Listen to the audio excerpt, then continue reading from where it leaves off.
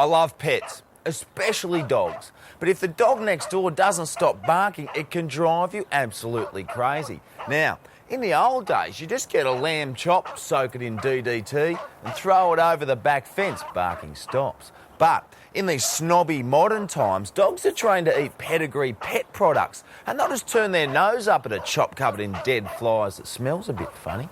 So, why not take a more subtle and civilised approach to the problem of the barking dog and take it up with your neighbours directly? That's right. Just invite them over to chat about their dog and put on a nice barbie to talk it over. It's almost ready. So, here's the important part. Make sure they get 2 poison chops. Now, you don't want to end up in jail, so be conservative with your poison, giving them just enough to send them to hospital with the worst case of Barbie belly they've ever had. Here you go. Doesn't that look tops? With the neighbours out of the way for a day or so, the dog will be left on its own. Time for you to play the good neighbour and feed the hungry hound with a huge bowl of yummy milk mixed with a little bubble bath mixture.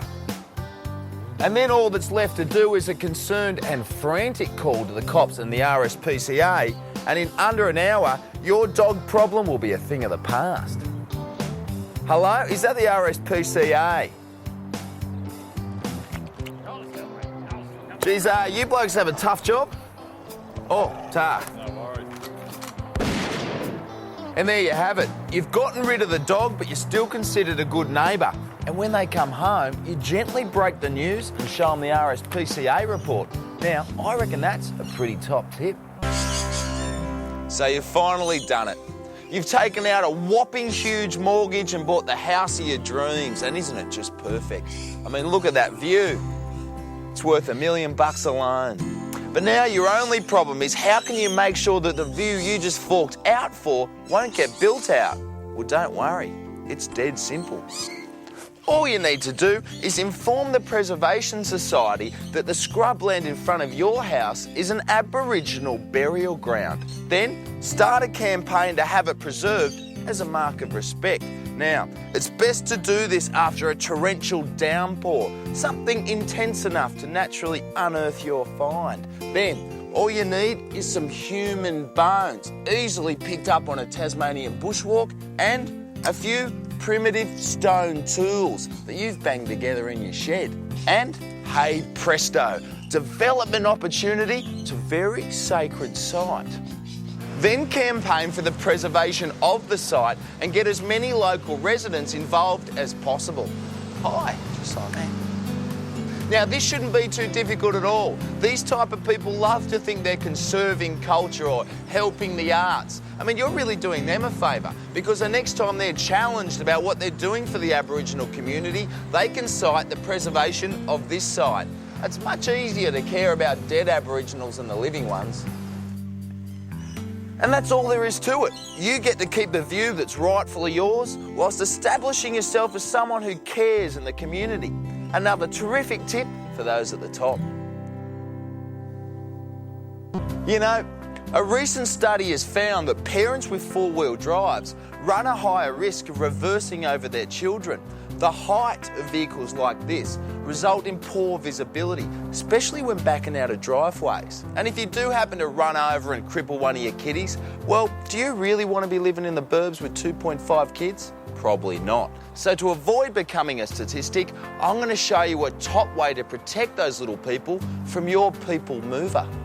Every time you want to take the four-wheel drive out, just gather the kids together. Then strap a tape recorder to each of them. Now, press play and the tape of a truck reversing will let you know the kids are about. And that's all there is to it. So now, if you don't see anything in your mirrors, let them warn you when you're reversing.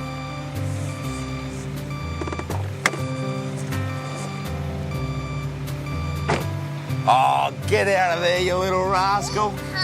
Hi. I love my workshop, but it seems space is at a premium these days. 21st century urban living means most of us are moving to increasingly smaller residential spaces. So, what do you do when you've got a workshop and nowhere to house it in your new apartment? Here's the answer. Get yourself some brightly coloured paints and start painting your tools in some simple primary colours. My hammer is royal blue, my saw black, and my chisel set a nice cherry red. And I'm thinking I may even tint my spirit leveller in a ripple green. Now, in case you're wondering what's going on, this is called modern art. And these tools on the wall is what's called an installation. It's kind of a brash postmodern representation of the male ethos restricted in a contemporary urban context. At least that's what I tell the ladies. Now, if you want to do a bit of a workshop activity, just take your tools off the wall and use them. And when you're finished, they transform from a tool into an attractive piece of contemporary art. It's the perfect marriage of form and function. So take a tip from Todd and transplant your tools today. And you can transform yourself from a tradesman into an artiste and experience the best of both worlds.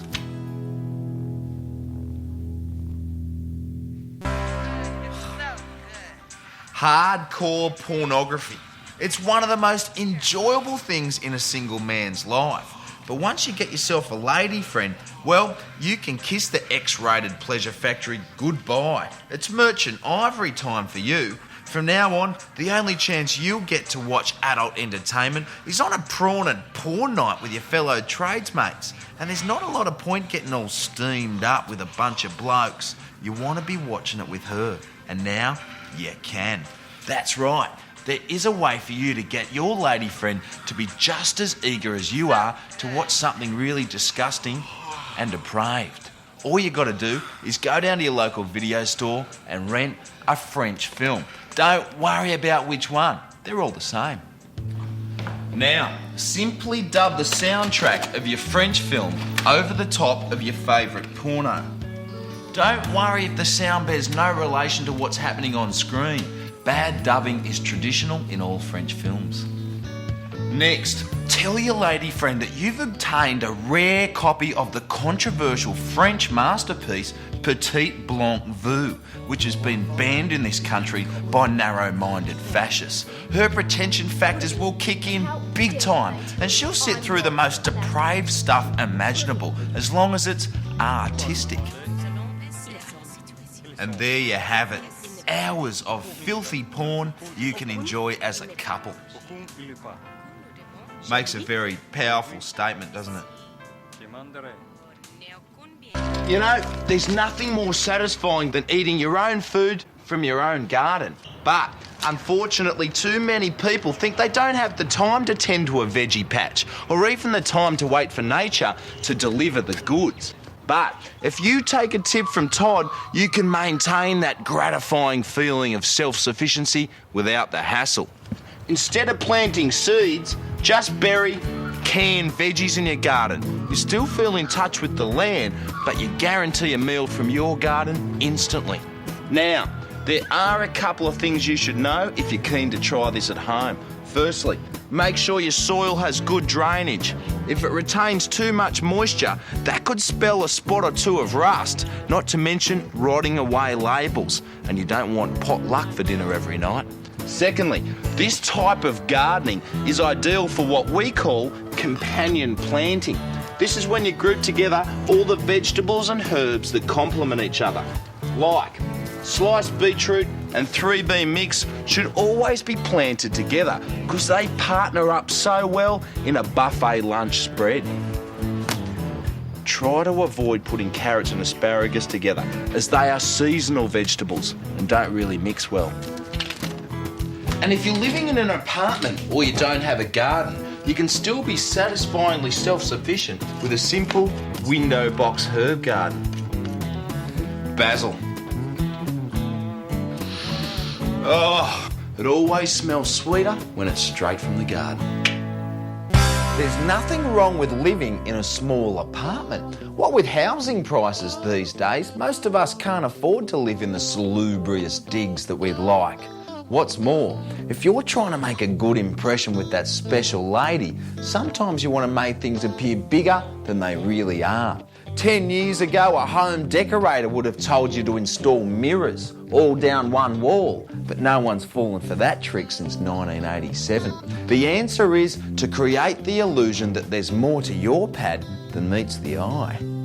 Simply install some fake doors, and your bachelor pad will become a multi-room palace. And if anyone asks you what's in the other rooms, just act all mysterious and elusive. Girls love a man of mystery.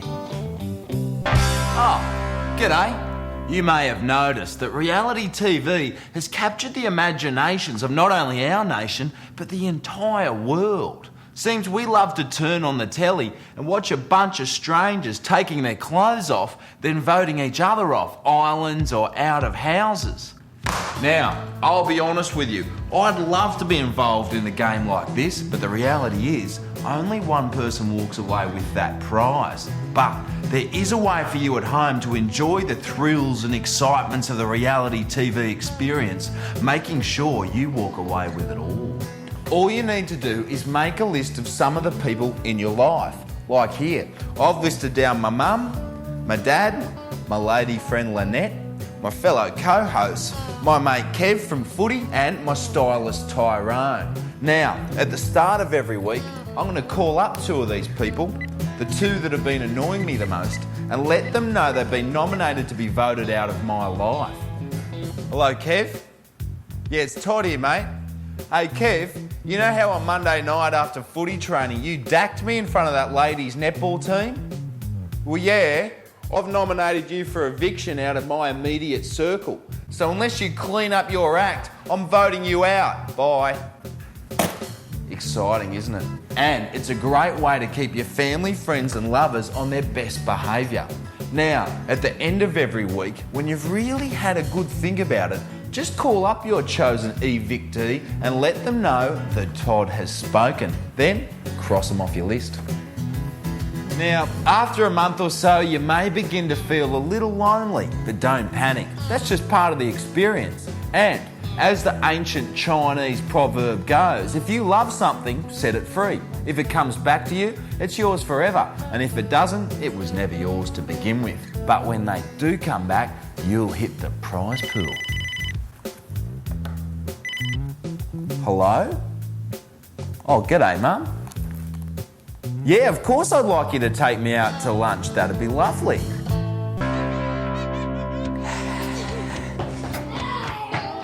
Jeez, that was close. 90% of accidents happen in the home, and high usage areas are always going to result in domestic black spots like this. But don't worry, there is something you can do about it before tragedy strikes.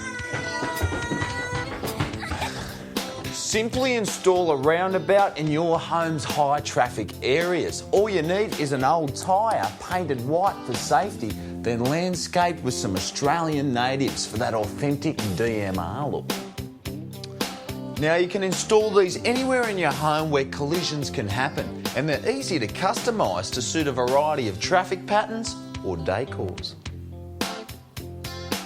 Remember, roundabouts not only steer traffic in the right direction, they also slow down any potential troublemakers. So, take a tip from Todd and tame your toddler traffic today. I'll leave it out.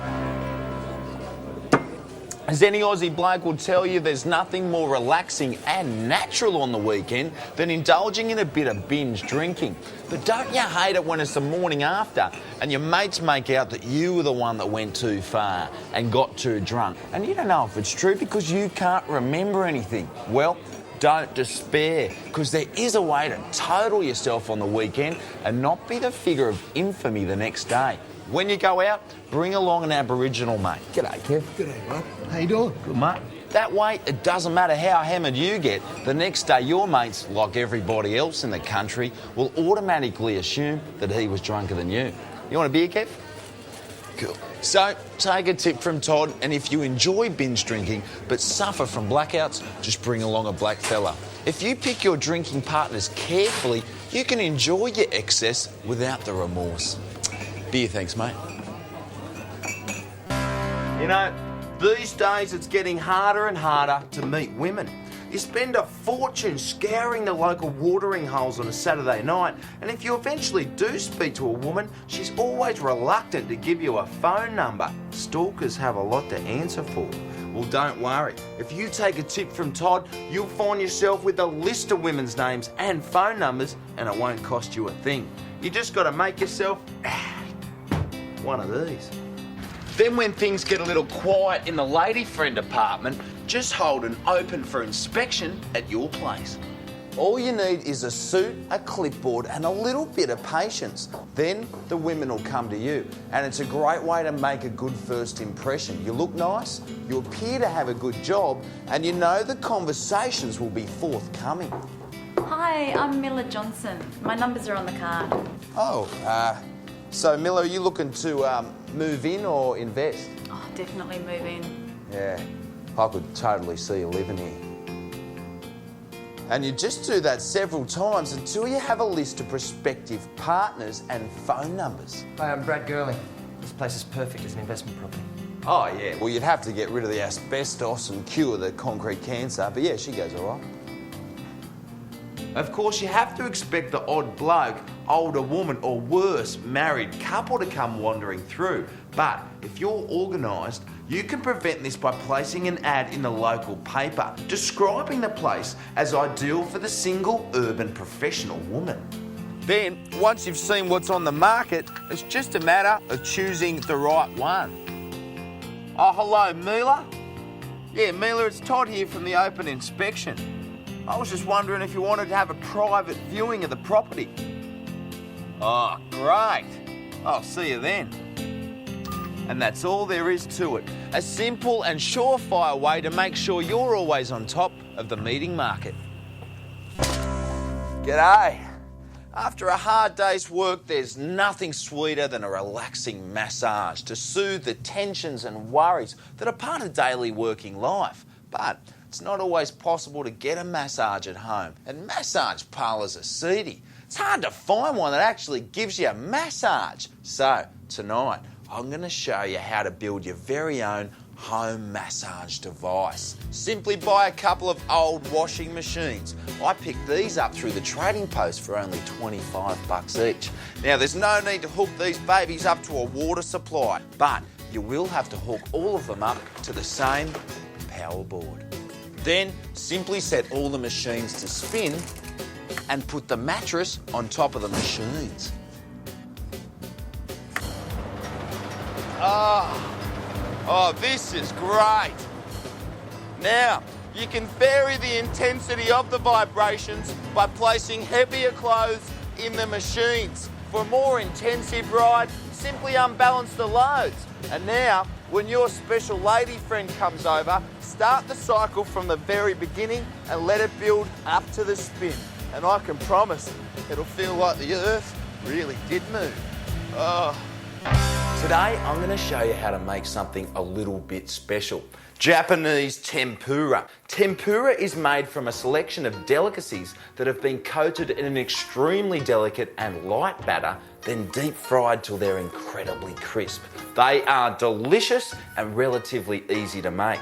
Now, tempura batter, unlike stodgy fish and chip batter, is made by mixing a bag of this with some ice cold water. Now, you can find this at any Asian specialty food store, but if you don't have one of them handy, you can whip up something almost as good with some flour, iced water and egg whites. Traditionally, tempura is made with thinly sliced vegetables or seafoods, but you can use anything you like. And since meat is so highly prized in Japan and so affordable here, I've chosen to tempura these. Just lightly coat them in the batter, letting the excess drain off, then deep fry them for 1 to 2 minutes.